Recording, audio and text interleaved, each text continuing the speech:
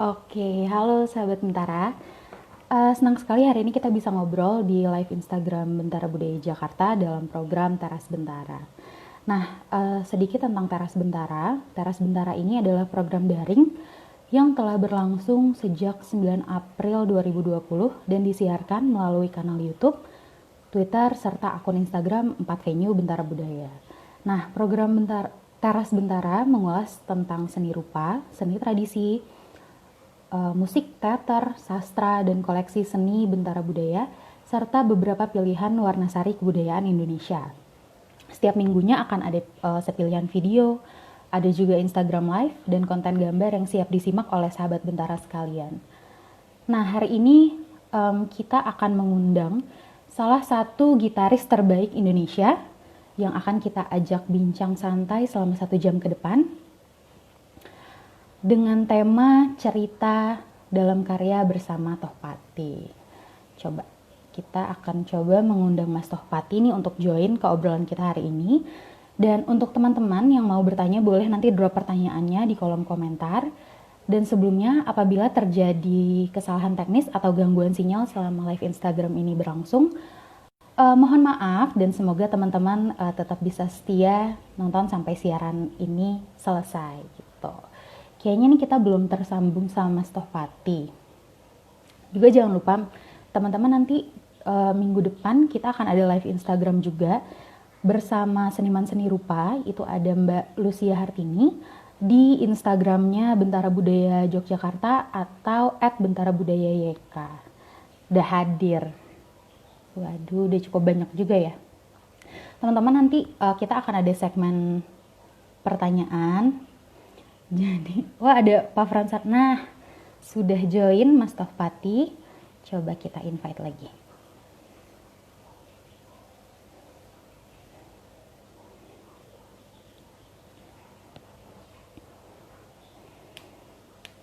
Oke, buat teman-teman nanti yang mau nanya-nanya bisa drop di kolom komentar sesi tanya jawab sama Mas Tohpati.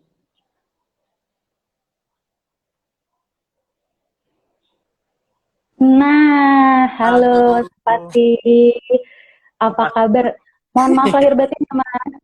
maaf lahir batin, Iya, Bentara gimana nih Mas? Budaya. Iya, sama-sama. Kita juga mohon maaf lahir batin nih dari keluarga Bentara Budaya. Oh ya, Gimana Mas ternyata lebarannya ini di di rumah? Jogja ya? Kalau ini Jakarta. Jakarta. Jadi kita giliran Mas. Oh gitu. Gitu, minggu pertama ini udah siaran keempat. Yang satu di Jogja, yang kedua di Solo, yang satu Solo, dua Jogja, ketiga Bali. Ini yang keempat, Oh, Bentara Budaya Jakarta. oh Gimana ya. Mas Topan selama Lebaranan ini di rumah aja kah atau sempat mengunjungi saudara terdekat? Cuman kakak aja satu tempat Oh. yang Hmm. sudah ini bersih dari sudah di sudah bersih. Oh, tapi sempat ini Mas, sempat positif kemarin. Enggak Enggak. ada positif, semuanya negatif. Cuman ke Alhamdulillah satu kalau gitu. tempat aja karena ada Hmm. bapak bapak mertua di sana, terus Hmm. udah pulang aja, udah di rumah aja terus. Sama Mas. Aku juga tim PSBB, tim taat PSBB. Iya ya, semua begitu ya. Ya gimana lagi Iya. ya? Nah, Sabar. kegiatan Mas Topat ini selama pandemi ngapain aja nih Mas? Bosan gak sih? Kita udah mau 3 bulan ya berarti kita di rumah aja. Ya itu eh, sebenarnya eh, musisi itu ada untungnya ada ruginya gitu ya. Ruginya itu karena kan musisi itu kan hidupnya ada yang dari konser, dari performer yang berdampak itu tuh performer. Tapi kalau misalnya dia musisi yang kerjanya di studio rekaman gitu, session player rekaman itu harusnya masih bisa berjalan.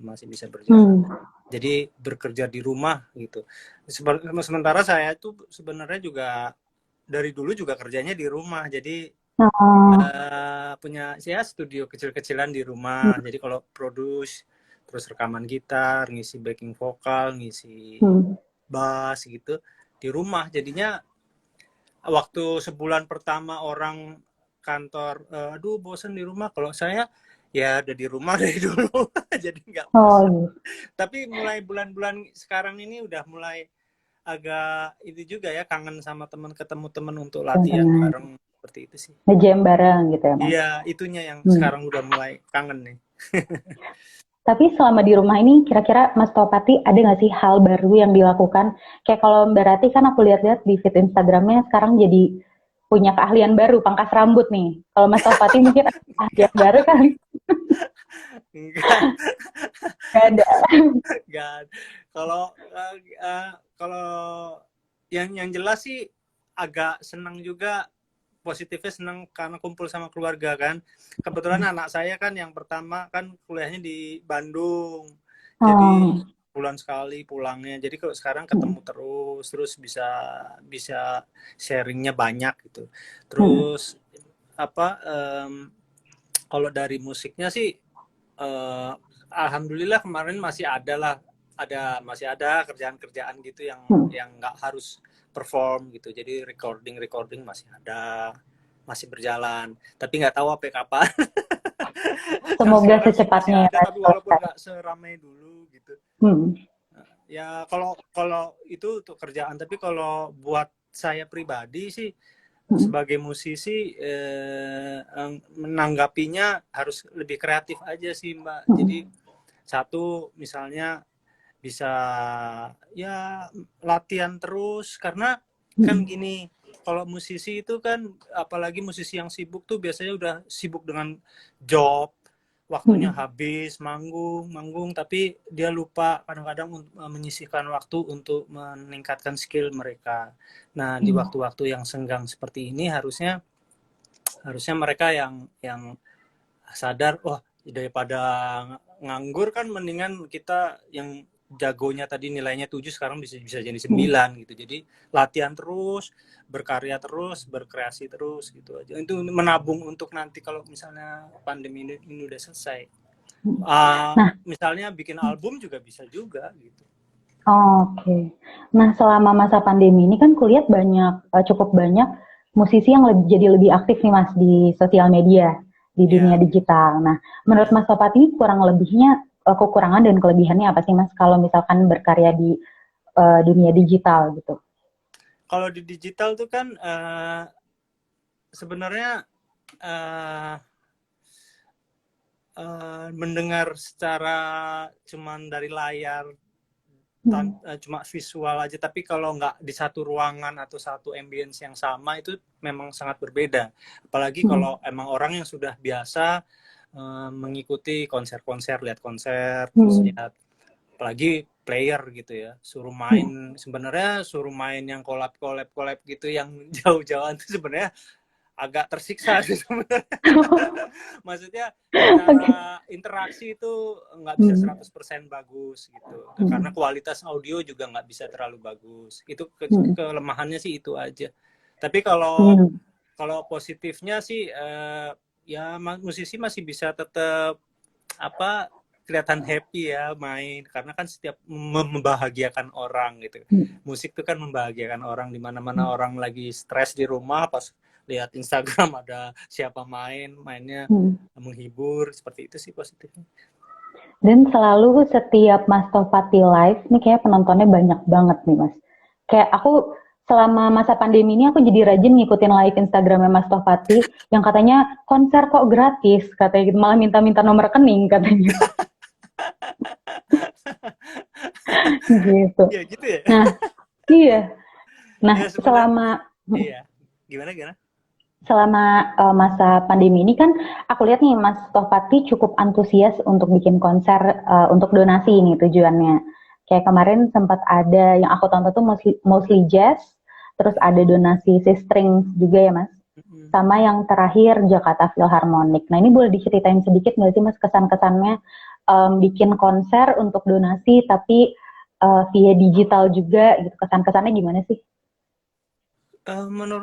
Menurut saya tuh nggak tahu ya, sepengetahuan kacamata saya tuh kalau yang namanya musisi itu udah paling aktif duluan kalau misalnya terjadi bencana, terjadi apa gitu tuh udah pasti charity gitu tuh dia paling aktif gitu. Kayak pemain gitar tuh kan dulu waktu apa ya kemarin tsunami apa Jogja apa ya Donggala ya, apa ya lupa. Donggala dan Palu ya mas, yang di Palu ya Bentara. Palu. Terus Bujana Piyu Baron waktu itu kan menggagas bikin konser gitaris-gitaris. Terus ngadainnya di Bentara Budaya waktu itu. Iya, Terkumpul lumayan gitu sampai berapa M ya? Berapa? Lumayan kok banyak gitu. Ya musisi itu memang senang sekali untuk mengerjakan hal-hal yang seperti itu. Dan kalau saya pribadi sebenarnya saya belum melakukan sesuatu, tapi saya hanya sampai sekarang hanya diajak aja seperti kayak Philharmonic Jakarta Philharmonic Jakarta apa sih? Ya Jakarta orkestra City Philharmonic. Jakarta City Philharmonic Orkestra itu kemarin diajak akhirnya dari tiket-tiket yang dibeli untuk penderita untuk seniman waktu itu. Tapi aku juga kadang-kadang harus tahu juga apa benar disalurkan dengan benar gitu. Tapi sampai sekarang sih yang saya ikutin sih semuanya tersalurkan. Kayak Six Strings kemarin itu ya walaupun nggak banyak tapi sangat ya bangga aja bisa support gitu. Terus seperti yang kayak saya sama Erwin juga kan buat support. Ada pasti positifnya sedikit tuh, kita menyumbang sedikit aja tuh pasti berharga buat yang membutuhkan sih sebenarnya. Nah ini yang menarik nih mas, dari yang Jakarta City Philharmonic itu kan donasinya ditujukan untuk seniman tradisi nih mas. Ya kan, nah itu sebesar apa sih mas ternyata dampak pandemi ini pada seniman-seniman tradisi di Indonesia?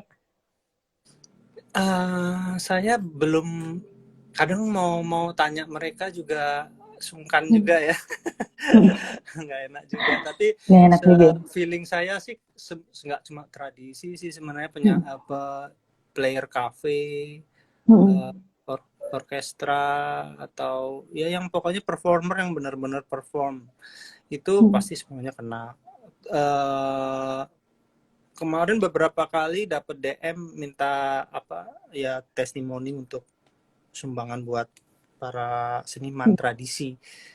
Kayaknya sih emang agak terkena banget sih Mbak, karena kan mereka rata-rata mainnya misalnya wedding gitu kan, wedding gitu.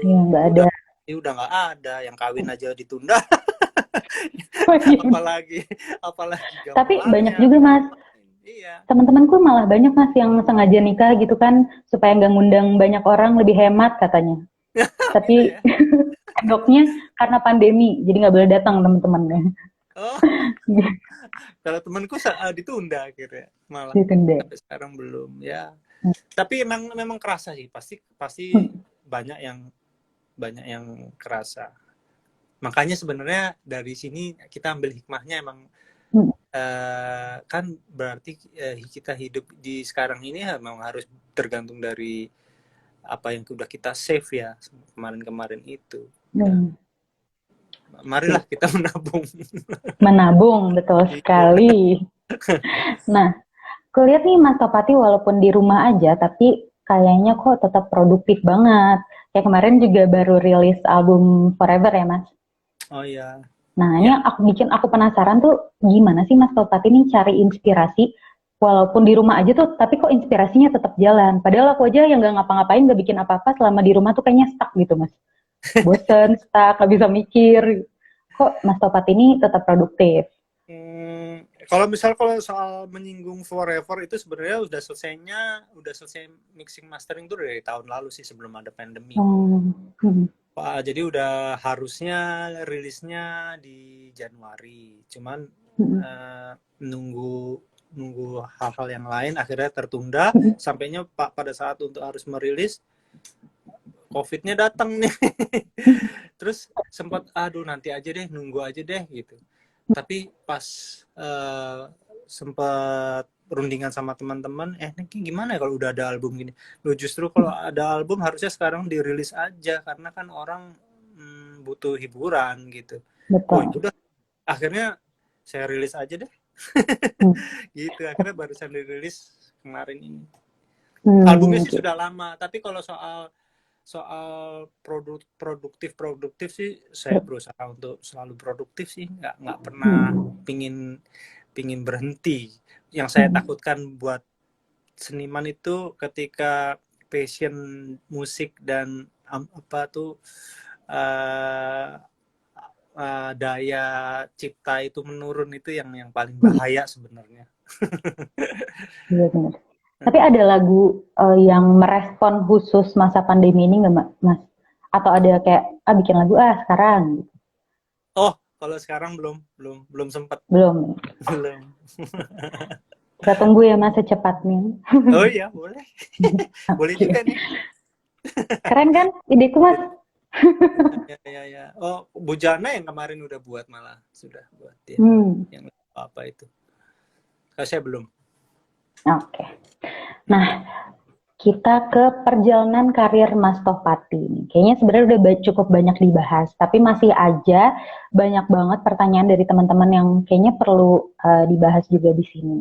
Kayak Mas Tohpati kan udah main gitar dari kelas 5 SD ya Mas ya, kalau nggak salah. Iya, kelas 5 SD. Nah, kelas 5 SD. Gimana sih awal mulanya Mas Tohpati itu tertarik main gitar? Kenapa harus gitar? Kenapa nggak instrumen yang lain? Sebenarnya dulu pernah sempat pingin jadi drummer sih. Ya, waktu itu seneng musiknya Queen kan, seneng banget sama musiknya, seneng banget sama beat-beatnya. Terus pingin banget punya drum, cuman drum kan mahal, terus tempatnya nggak ada. Akhirnya ada gitarnya Om waktu itu di rumah, namanya Om Hari. Kalau nonton, dia ada punya gitar apa akustik. Terus saya coba-coba, terus kakak saya juga main gitar juga, terus saya mulai tertarik tuh kelas 4 SD deh.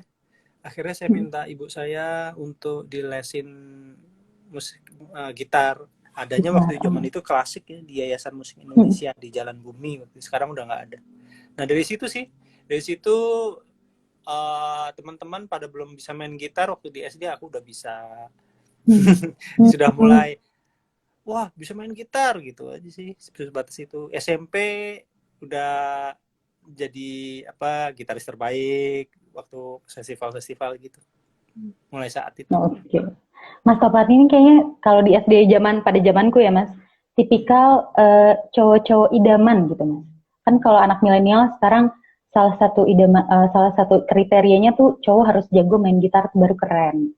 Wah, gitu. iya ya.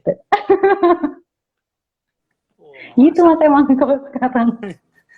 Nah, ini ada pertanyaan juga nih. Siapa sih musisi atau gitaris yang menginspirasi bermusiknya Tohpati? Musisi ya? Musisi atau gitaris juga boleh. Kalau sebagai gitaris aku suka di luar tuh seperti Pat Metheny. Pat Metheny itu gitaris jazz. Sekarang mungkin udah usia berapa ya? Mau 70 kali ya, 60 berapa. Kemarin sempat sempat ke Java Jazz. Karena apa? Karena dia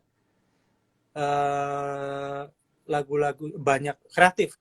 Dia bikin tuh kreatif banget. Terus lagu-lagunya itu dia musisi jazz, tapi bisa digemari sama banyak golongan, seperti punya musisi pop, rock tuh senang juga sama dia. Dan ketika dia konser tuh bisa penontonnya tuh udah kayak selapangan bola gitu. Jadi kayak rockers gitu. Jadi nggak yang bukan yang seklub yang cuman penonton dikit gitu, nggak, dia seperti itu. Terus dapat Grammy terus lagunya ada yang sangat pop, ada yang jazz, ada yang free jazz, ada yang avant-garde gitu, jadi luas banget. Itu salah satu musisi yang menginspirasi, gitaris yang menginspirasi Mas Tohpati ya? Ya, secara karya ya. Nah, oke. Terus gimana nih Mas, awal mulanya Mas Tohpati melihat peluang dan memutuskan untuk jadi gitaris profesional? Emang dulu cita-citanya emang jadi gitaris atau tiba-tiba pindah haluan apa gimana Mas? Kalau waktu SD sih nggak ada cita-cita jadi musisi sih. Tapi Hmm. ketika udah mulai SMA itu udah mulai kebayang. Kayaknya aku di musik deh gitu. Jadi Hmm. waktu kuliah juga cari kuliah yang nggak terlalu banyak PR. Yang penting kuliah selesai, terus main musik gitu. Nah, Oh, tapi sempat waktu selesai kuliah itu sempat gundah, aku bisa nggak ya hidup di musik ya? Cukup nggak ya? Gitu. Sempat ngitung-ngitung cukup nggak ya? Cukup nggak ya? hmm. Gitu. Sempat nanya ke beberapa saudara gitu, janganlah ada yang banyak itu. Terus Hmm. teman-teman kuliah juga banyak yang nggak nyaranin aku jadi musisi sih sebenarnya waktu itu. Tapi Hmm. aku pakai feeling kayaknya kalau misalnya dari musik dari musik terus aku pindah misalnya jadi pegawai bank gitu. Hmm. Kayaknya aku dari nol lagi. Sementara aku Hmm. punya relasi di musik tuh dari SMP aku udah punya relasi dengan Hmm. musik di pro gitu. Sudah rekaman studio ini, rekaman main di sana, main di sini kan jaringannya udah terjadi. Kenapa Hmm. nggak diterusin gitu. Terus Tuh. support dari orang tua juga penting juga sih. Hmm. Untungnya orang tua support karena pada era itu banyak orang tua yang nggak support anaknya main musik karena musik Iya, dianggapnya bukan betul. pekerjaan gitu. Hmm. Emang bukan pekerjaan sih, nggak tahu pekerjaan bukannya. Tapi kalau zaman sekarang kan malah ini ya Mas, malah kebalikan ya. Maksudnya yang Iya, dikor-korin tuh kayak kerjakan apa yang kamu cintai gitu. Kalau itu sekarang yang kan paling benar sih. passion, Iya, bener ya? iya. Bener sih. Kalau aku bilang itu sih sebenarnya musik itu emang agak nyeleneh karena nggak ada kantornya misalnya gitu, jam Hmm. jam kerjanya nggak jelas itu aja sih. Tapi sebenarnya semua bidang kerjaan tuh apapun tuh emang harus ditekuni dan disenangi. Itu yang akan Hmm. menjadikan hasil yang bagus. Nggak ada stres harus. Iya, betul. Nah, nih Mas Topati ini kan sampai sekarang kayaknya albumnya tuh udah banyak banget. Kalau nggak Ya, salah album Forever itu album ke-14 sih Mas. ya 14. Ke-14. Nah, Album solo nih ke-14. Ya. aku mau ngetes Mas Topati nih, kira-kira Mas Topati masih ingat nggak lagu pertama yang Mas Topati ciptakan itu apa? Kalau wah lupa. Kalau untuk yang di album ya, Sampai kayaknya lupa ya. kayaknya sih apa ya? Yang di album yang lukisan pagi itu, yang warna Hmm. biru itu pasti. Oh, kalau itu kan album solo ya. Tapi Hmm. kalau kalau untuk pencipta yang tidak dipublish gitu sih, ya dulu waktu SMA gitu. Hmm. Hmm. Nah, Mas Topati boleh nggak mainin sedikit lagu pertamanya Mas Topatin? Masih inget nggak kira-kira? Yang pertama ya. Tapi nggak Eh, dipublish waktu itu, nggak apa-apa ya. nggak apa-apa. Siapa tahu Mas, siapa tahu sekarang dipublish responnya baik. Ternyata bikin di album baru ada lagu itu Mas. Itu lagu itu lagu jazz waktu itu Hmm. Atau lagu di album aduh pertama lupa. juga nggak apa-apa. Lagu pertama di album pertama. Oh, kalau album pertama itu lagu Number One itu kalau nggak salah ya, Hmm. yang Hmm. yang main saksofonnya Eric Marienthal. Begini, yang itu, ya gitu. Kayaknya Mas pasti lupa nih lagunya.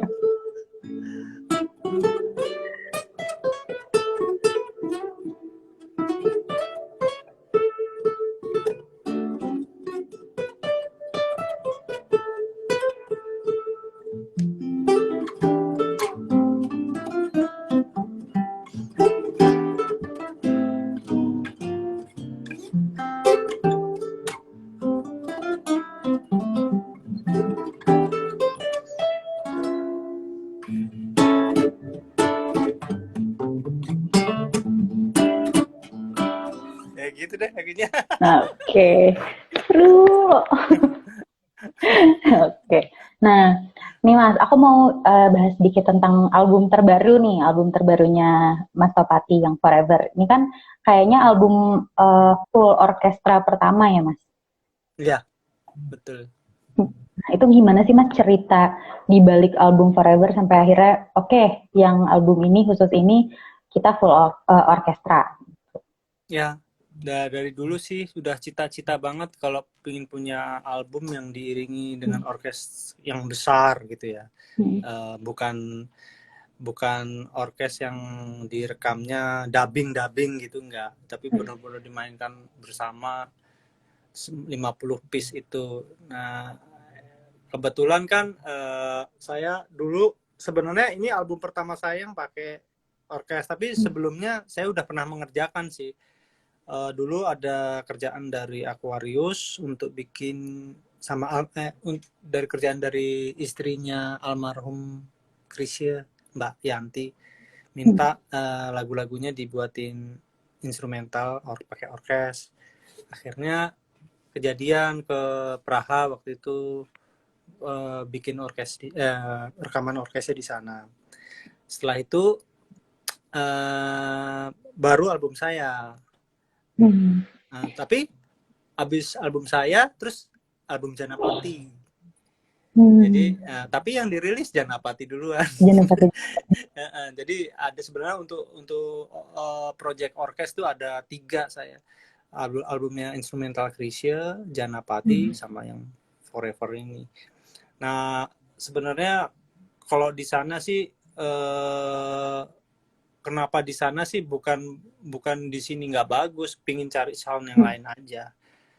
Kalau soal skill sih sama aja, cuman mungkin iya, cuman beda beda efisiensi sama warna suara orkes aja sih.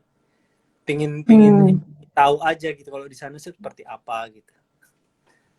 Nah, Beda hasilnya. kalau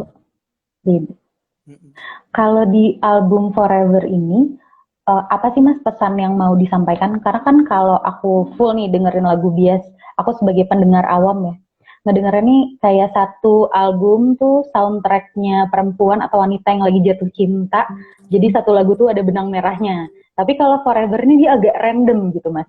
Ada yang apa nge-remake lagi lagu Ingin Ku Milikinya yang pernah dibawakan sama Rusanaya, terus tiba-tiba ada lagu Karnival, Ya. terus tiba-tiba ya kayak loncat-loncat gitu Mas. Apa sih pesannya Mas yang mau disampaikan di album Forever ini? Sebenarnya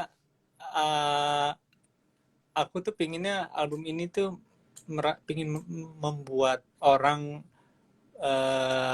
berbahagia, menjadi seseorang yang lebih mencintai, bersyukur. Jadi kalau dengerin tuh pinginnya mereka merasakan itu, merasakan damai, merasakan sayang dengan ya keluarga, dengan pasangannya, dengan orang tua. Terus misalnya mendengarkan air mata itu, kalau saya sih tujuannya pinginnya bisa merasakan kesedihan gitu. Ada juga kesedihan tuh di lagu air mata. Atau kesedihan tuh bisa kesedihan yang apa ya? Yang positif lah maksudnya. Jadi semuanya pinginnya album ini tuh membawa aura positif aja, membahagia, damai, menjadi lebih baik gitu. Intinya itu. Nah, dalam waktu dekat ini Mas, abis rilis album Forever nih, dalam waktu dekat ada mau rilis karya lagi nggak?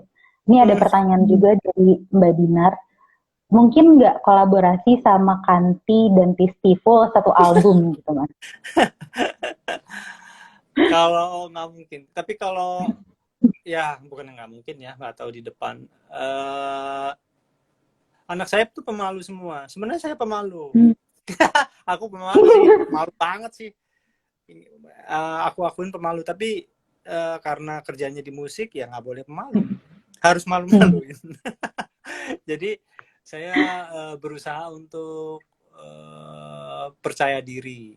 Nah, anak-anak saya ini nggak belum sampai ke situ, jadi masih malu banget gitu. Posting di Instagram foto bareng aja susah banget tuh, apalagi yang Tisti itu, wah nggak mau dia.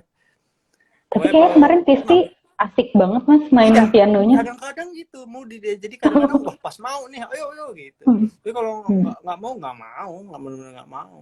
Padahal ada sesuatu yang bagus gitu di dia ya, di musik itu. Kalau di post gitu dia nggak mau, di share di Instagram nggak mau. Terus kemarin Hmm. juga udah ada yang respon dari label gitu, Hmm. nyuruh nyuruh uh, apa mau produce anakku itu Tisti itu, tapi Hmm. aku bilang nggak mungkin, nggak bakalan mau. Udah bapak patahin nih sama bapaknya. Tapi kalau Kanti lebih open dia Hmm. cuek banget, dia mau foto bareng di share di Instagram mau gitu. Terus Hmm. nanti ada klip berikutnya, nanti ada klip ya, di album Forever ini ada klip judulnya Air Mata. Nanti saya kolaborasi sama Tisti sama Kanti, tapi Kanti sambil melukis gitu. Melukis, wow, keren banget. Kanti juga yang bikin ini ya Mas, cover album di album apa ya? Iya, karena Gitar Fantasi, Mas. iya Gitar Fantasy, terus Ethnomission yang album Mata Hati, terus album Hmm. Bias yang kemarin sebelum Forever Bias, Hmm. terus album Luhur juga dia. Karena ya moodnya bisa aku arahkan ke laguku soalnya. Jadi sebelum sebelum dia ngelukis, aku suruh dengerin dulu lagu-lagunya, terus dia dengerin, terus dia ngelukis. Ya daripada Keren. foto saya basi. Keren, keren. Bias itu Kanti juga masih ngelukis. Iya, Keren iya, sih, itu keren banget. iya itu. Tapi ya, Oke. ya nggak tahu deh dia menjadi pelukis atau nggak tahu, terserah dia deh. Tapi kuliahnya ya ngelukis soalnya. Oh. Nah, terus nih Mas, siapa musisi yang ingin sekali diajak kolaborasi tapi belum pernah kesampaian? Hmm, sebenarnya kalau di dalam negeri aku pinginnya sama, bukan belum pernah sih, tapi nggarap album tuh belum pernah. Nge-produce atau jadi MD-nya beliau. Sama Om Iwan Fals sebenarnya pingin. Hmm, oke. Karena yang aku lihat Om Iwan itu selain masanya banyak ya, tapi dia eh, yang namanya nyanyi itu full full of power, jadi rasanya bener-bener berasa, dan kadang-kadang penuh dengan improvisasi juga. Karena aku suka kan dengan kalau musisi jazz itu kan senang yang improvisasi ya, jadi nggak Hmm. terlalu begitu begitu aja. Nah Iwan Fals itu salah satunya begitu yang aku lihat dulu ya, tuh bisa mencipta lagu dalam saat itu di panggung juga. Nah itu yang menantang sih sebenarnya. Hmm. Kalau bayanganku kalau misalnya dibikin ke arah-arah kayak Sting gitu ya, wah itu keren tuh. Semoga cepat terlaksana ya Mas. Kita Iya, tunggu nih. pengen banget sih. Tutofati X Iwan Fals, Tutofati X Iwan Fals. Tapi kalau Nah, kalau kalau produce satu album sih pernah kan, di Musika waktu itu kan ada albumnya Iwan Fals, aku disuruh Musika untuk bikin musiknya, jadi sebagai musik produce, cuma satu lagu udah pernah. Dua lagu. tapi Mas Tofat ini tuh lebih seneng disebut gitaris atau produser musik sih Mas? Hmm, Soalnya aku ngelihat lagu-lagu Mas Topati ini yang Mas Topati bikin gitu hits banget. Semua kayaknya lagu-lagu kesayangan aku. Maafkan, Semusim, Ingin Kumiliki. Ini udah Mas Topati semua nih yang bikin. lebih lebih sedikit lebih pingin sebagai musisi sih, sebagai gitaris sih, dibanding dengan musik director atau produser gitu. Aku lebih seneng dibilang sebagai gitaris. Karena apa tuh Mas? Hmm, mungkin karena kalau sebagai gitaris tuh aku bisa mengekspresikannya langsung ke depan penonton kan, sebagai aku gitu. Tapi kalau produce kan aku kan di balik layar. Iya kan, untuk orang, terus jadi musik director atau ngarang lagu kan untuk orang gitu. Kadang-kadang soalnya, nah itu dia, di Indonesia tuh kadang-kadang apresiasi terhadap pencipta itu kan masih kadang-kadang kurang ya. Hmm. Sampai sekarang banyak juga yang nggak tahu bahwa misalnya Ingin Kumiliki atau Panah Asmara itu lagu saya tuh banyak yang nggak tahu. Ya sampai karena mungkin karena itu kali ya, jadinya kadang-kadang kayak kurang dihargai Iya. sih sebenarnya Karena pencipta.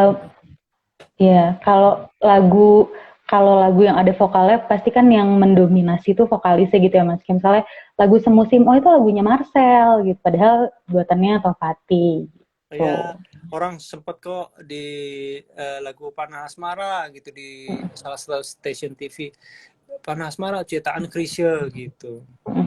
Wah, Hmm. terus gitu. Jadi banyak yang apa ya, masa bodoh gitu. Pencipta tuh nggak terlalu kurang diedukasi ya bahwa pencipta tuh peranan penting buat artisnya Betul. sendiri. Nah, oke Mas, sekarang kita akan masuk ke segmen pertanyaan dari netizen. Ini kayak netizen udah nggak sabar nih Mas. Mau ditanyain, mau disampaikan.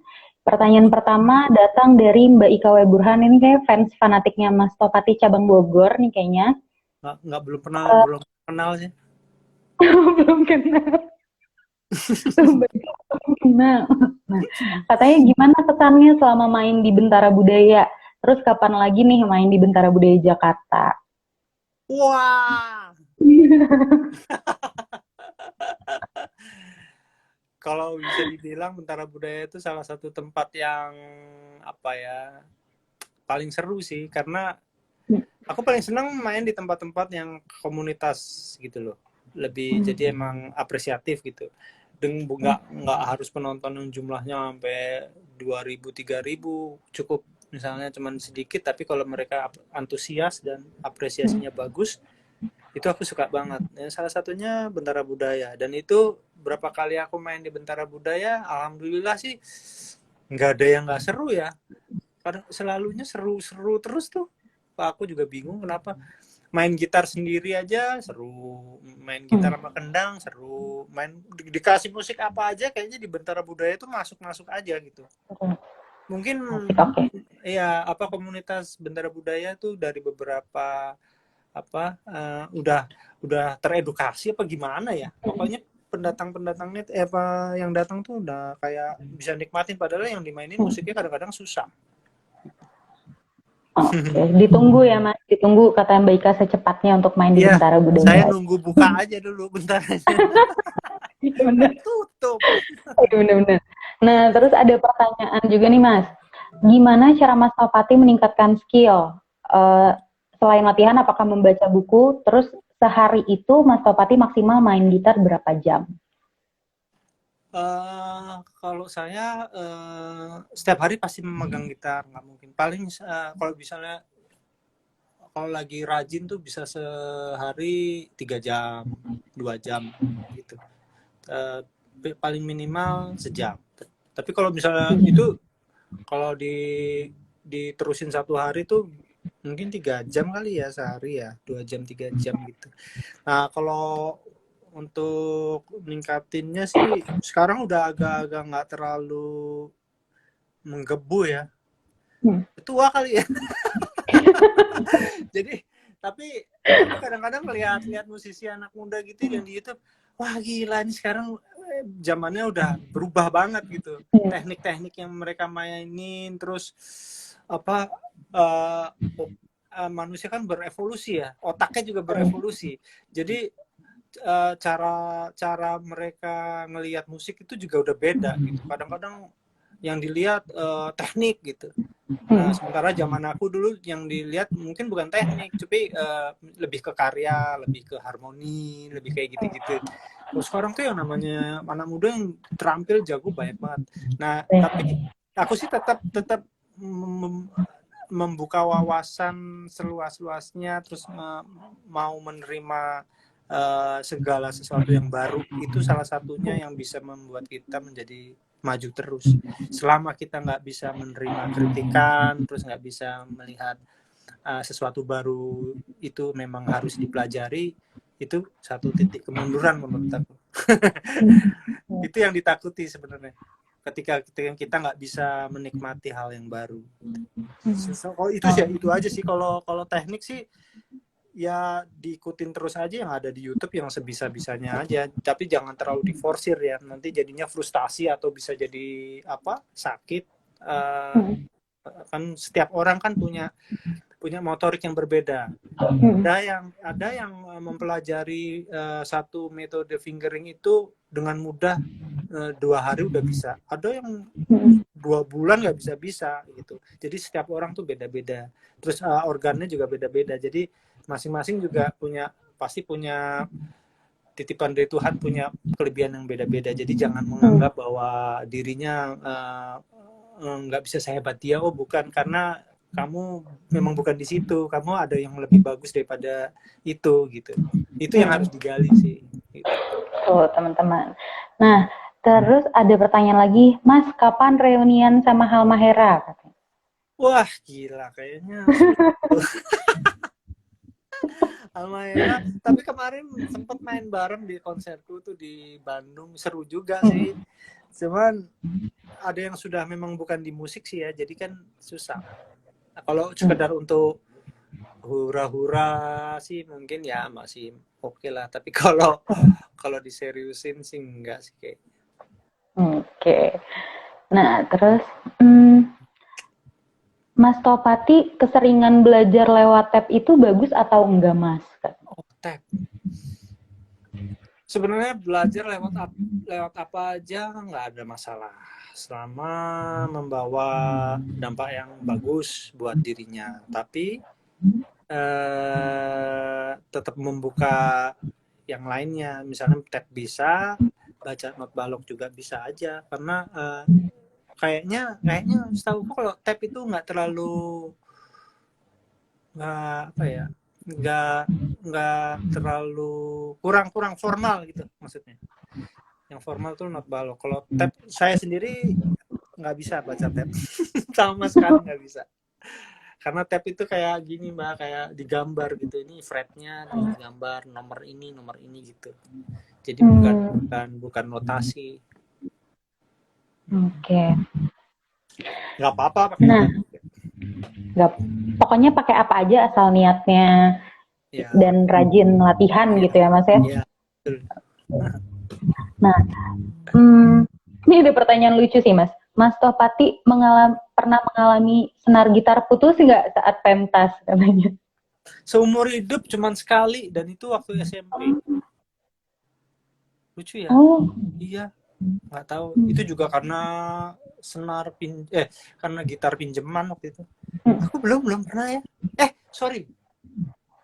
Oh, pernah tapi nggak dalam waktu main. Jadi waktu di Bali main sama Indra Lesmana di Mostly Jazz itu, waktu mau di-announce menaik panggung, senarku yang satu putus tapi belum main.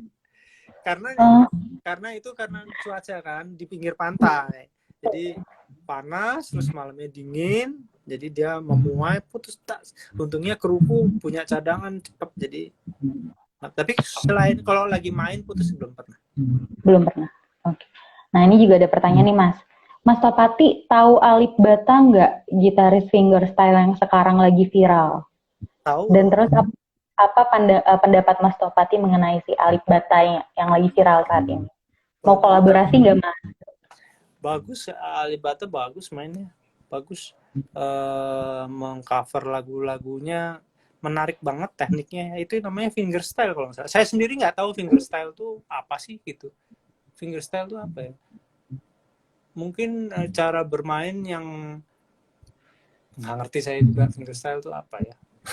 Tapi yang jelas sih saya sih main gitar aja, mau itu apa, tapi mainnya sih bagus mainnya.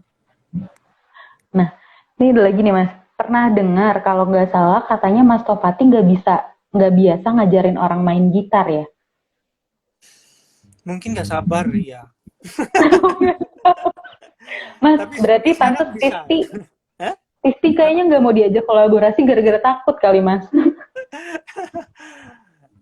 Kan karena kalau ngajarin tuh harus punya jiwa apa ya, mengajar, jiwa guru ya, harus sabar gitu.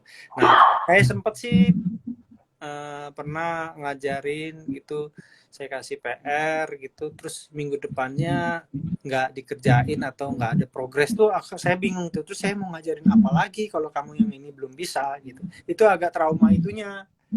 Sementara dia harus bayar terus, kan kesian orang tuanya bayar terus. Betul, Sementara dia betul. nggak maju-maju gitu. Aku bingung, sampai sekarang belum tahu itu apa siasatnya gimana. Kalau ngajar tuh memang bener-bener pingin nggak cuma dapat uangnya aja, tapi pingin emang muridnya itu bisa dengan baik gitu. Pokoknya aku sekarang kayaknya patokannya Tisti, Mas.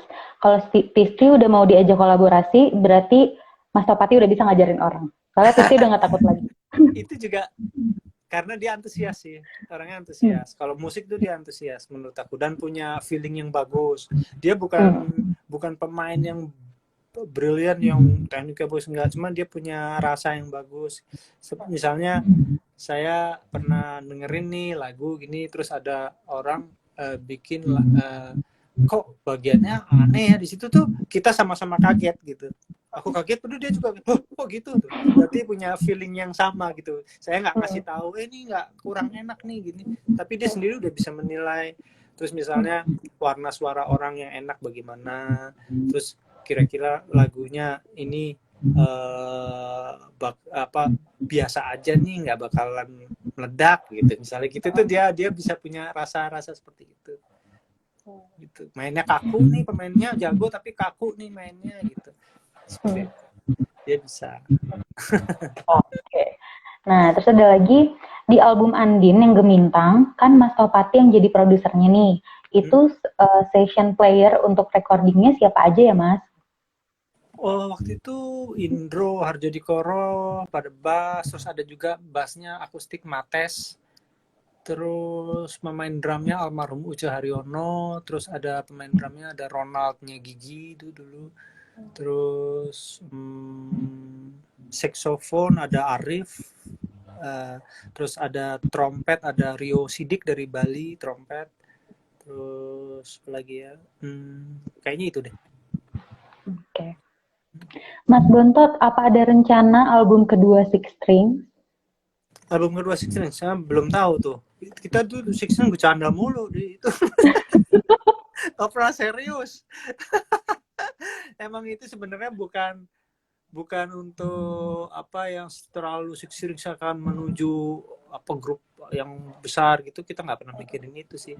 Orang bikin album itu juga gara-gara bosen chatting bahas alat musik terus kan, iseng aja yuk, terus aku bilang bikin satu lagu aja yuk, terus upload aja Spotify gitu, nggak bikin album gitu. Pas saya bikin lagu, terus yang lain sekalian deh lagu ini akhirnya jadi album. Mungkin nanti bisa dibikin ini kali Mas, untuk album Six Strings yang kedua, jazz komedi. Karena kan terlalu banyak bercanda kayaknya ya. Itu nggak pernah serius tuh, nggak di panggung, nggak di grup WhatsApp. Wah, tapi seru sih sama mereka tuh. Oke, nah apalagi aduh banyak banget nih Mas pertanyaannya. Mas Topati ceritakan sedikit dong sejarah perkembangan gitar di Indonesia. Terus inspirasi Mas dalam bermusik. Tadi udah ya kalau yang inspirasi. Nah ini yang sejarah perkembangan gitar di Indonesia. Oh, sejarah ya. Setauku dulu yang dulu senior banget tuh namanya pemain gitar jazz itu, lupa sekarang, tinggalnya di New York. Dulu pernah main juga sama almarhum Jack Lesmana, bapaknya Indra Lesmana. Namanya siapa lupa saya. Itu yang paling senior yang setahu saya. Terus habis itu dulu ya jazz Indonesia ya belum ada fusion, belum, masih jazz standar swing biasa, bebop biasa. Sampai kalau generasi sekarang mungkin yang tertua di gitar mungkin Pak Ule Patislano mungkin menurut saya, yang dan tetap eksis ya maksudnya sampai sekarang. Kemarin barusan meninggal Victor Rompas, dia pemain gitar juga. Beliau umur berapa ya? Semua pemain jazz itu. Terus yang sekarang ada Pak Ule, saya sama Bu Jana sempat mau bikinin album yang Pak Ule, tapi masih dalam proses.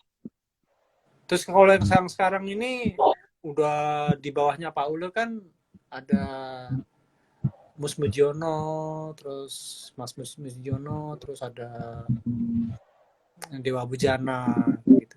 Seperti di bawahnya Bujana ada saya, ada Kadek, ada banyak sih. Dan sekarang ini banyak banget yang bagus-bagus, banyak banget sih. Wah, jago-jago sekarang yang muda-muda. Mungkin apa ya? Informasi YouTube dengan mudah belajar gitar, terus ya itu sih. Dan mungkin lebih apa ya? Kalau sekarang lebih banyak anak muda yang ngikutin passionnya, Mas. Mungkin dulu banyak juga, tapi ada keterbatasan tertentu. Ya, jadi lingkungannya kurang mendukung ya dulu ya.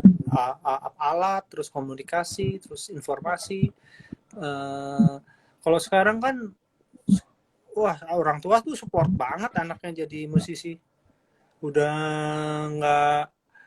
nggak ada keraguan gitu. Kalau dulu kan ragu-ragu. Makanya mungkin gara-gara itu juga. Terus sekarang saya bingung perkembangannya, banyak prodigi ya sekarang ya. Apa daripada dari dulu ya? Banyak banget di bawah umur masih 7 tahun, 8 tahun mainnya luar biasa kayak orang tua mainnya. Kayak kayak reinkarnasinya siapa gitu. Kayak ada roh siapa masuk ke situ gitu. Body language-nya tuh kayak bahasa tubuhnya itu udah kayak orang tua. Bingung saya. Zamannya aku nggak pernah ada itu. Jadi perkembangannya tuh sekarang pesat banget sih. Nggak di Indonesia, nggak di luar negeri. Tapi kalau aku cukup bangga ya, yang setahu gue Indonesia tuh salah satu pemain yang bagus-bagus di Asia ya, menurut aku. Jadi dibandingkan Malaysia mungkin atau yang lain tuh, kalau jazz gitu Indonesia patut diperhitungkan di dunia ya. Nah, terus nih, ada lagu yang sengaja dibikin buat soundtrack film nggak, Mas? Lagu yang buat soundtrack film? Oh, bukan soundtrack film sih. Pernah nggak ya? Lupa aku. Tapi kalau dulu, pertama-tama dulu buat sinetron Badai Pasti Berlalu pernah. Sinetron tapi yang main Ari Wibowo sama Dian Nitami. Terus akhirnya almarhum Chrisye ngelihat itu seneng. Akhirnya diambil sama Mas Chrisye, dimasukin di albumnya, judulnya Gelapkan Sirna. Nah, itu lagu untuk sinetron yang akhirnya jadi albumnya Chrisye. Kalau Perahu Kertas tuh Mas Topati juga ya? Bukan, itu ciptaannya Dewi Lestari. Aku yang buat musiknya. Musiknya? Iya. Banyak pertanyaannya, tapi mungkin teman-teman mohon maaf nih, nggak bisa kita bacain semua pertanyaan. Durasinya hanya 1 jam. Mungkin nanti boleh diteror Mas Topati untuk part 2. Soalnya kalau live aku jarang tanya jawab sih, main aja gitu, jarang ngomong. Gak usah Mas, jadi nanti tanya jawabnya bareng Bentara Budaya aja di part 2. Oke Mas ya? Oke. Nah, pertanyaan terakhir. Mas Topati bisa kasih tips buat gitaris milenial sekarang nggak biar bisa sukses ke depannya? Oke. Sebenarnya sukses atau enggak, selain itu udah takdir Allah ya. Yang jelas main musik itu nggak ada yang nggak tanpa latihan, nggak ada yang instan menurut saya. Misalnya kamu nggak latihan dan tiba-tiba kamu bisa top, bisa populer di Instagram atau di sosial media, itu kemungkinan besar hanya sesaat aja, karena kamu tidak dilandasi dengan basic musik yang benar. Jadi kalau mau menjadi musisi yang, bukan berarti saya sukses ya. Saya juga pinginnya seperti itu. Jadi kalau yang ideal tuh main musik itu satu harus latihan, terus membuka wawasan, mau menerima kritikan, harus juga memuji. Kalau memang ada yang teman yang bagus, ya dipuji. Kadang-kadang orang lebih suka mencela daripada memuji. Bener nggak? Betul Mas. Apalagi kalau lewat sosial media tuh enteng banget jempolnya kayaknya. Iya. Jadi memuji, terus mensupport teman, terus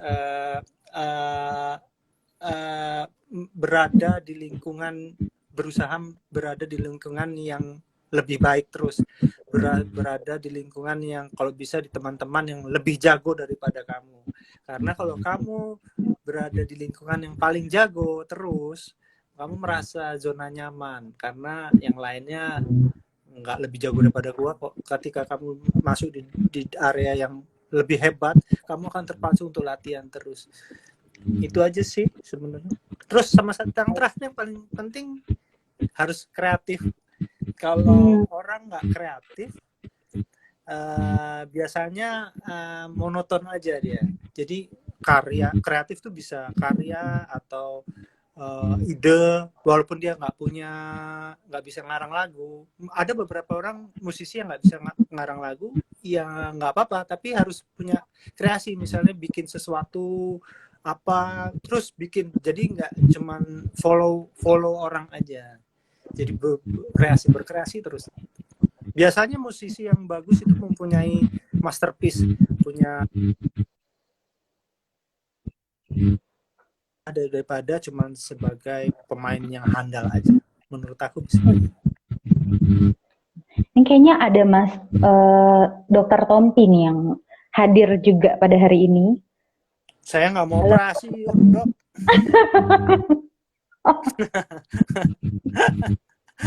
Oke. Nanti dia bawa itu lagi tuh. Kemarin lagi bawa apa itu nggak tahu. Bandel, dokternya bandel. Oke, nah Mas, untuk penutupnya nih, karena kita 3 menit lagi kita menuju 1 jam, penutupnya boleh Mas Topati memainkan gitarnya, boleh lagu apa aja kira-kira, apa nih Mas yang mau dimainin hari ini? Terserah deh tuh, para penonton mau yang apa? Para penonton, mau yang mana para penonton? Kalau aku boleh nggak Mas request? Boleh deh, kamu aja deh. Aku aja ya. Aku suka banget lagu Ingin Ku Miliki atau Abadi. Abadi boleh. Kalau Abadi tuh, toko Abadi tuh jual AC di Blok A. Bercanda. Itu inspirasi Mas Topati di lagu Abadi.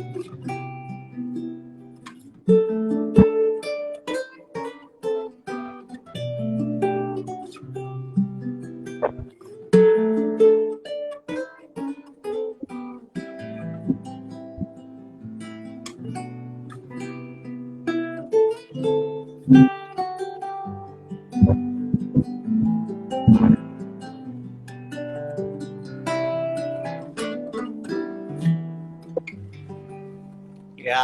Oke. kasih banget Semoga Mas aja. Fatih atas waktunya. Sama-sama. Semoga bisa Sehat-sehat terus, semuanya. amin. Semoga Mas Ya. Taufati bisa terus menciptakan lagu-lagu yang bikin kita tambah galau. Tambah bahagia Oh, dong, jangan galau. oke, siap. Siap. Oke, terima